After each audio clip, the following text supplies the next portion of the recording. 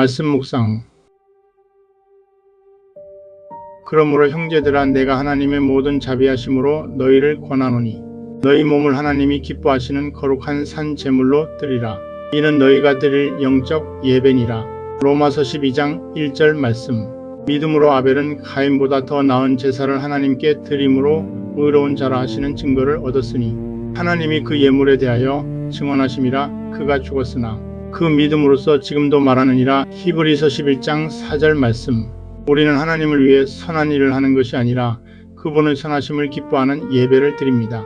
We do not do good works for God, but offer worship that rejoices in His goodness. 하나님은 만물의 창조주이자 유일한 소유주이십니다.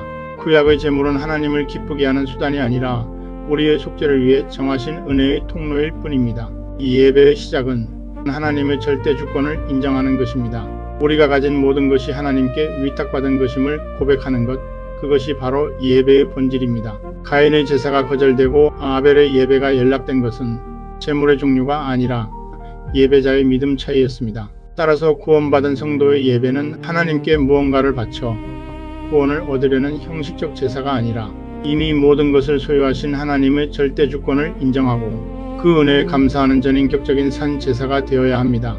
하나님이 받으시는 예배는 우리의 형식적인 소유가 아니라 하나님을 향한 전적인 신뢰와 순종에서 시작됩니다.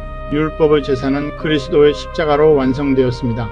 이제 우리는 그리스도의 공로를 믿음으로 하나님께 나아갑니다. 감사와 찬양과 영광을 돌리며 우리 삶 전체를 거룩한 산 제물로 드리는 것입니다. 사무엘이 이르되 여호와께서 번제와 다른 제사를 그의 목소리를 청종하는 것을 좋아하심 같이 좋아하시겠나이까.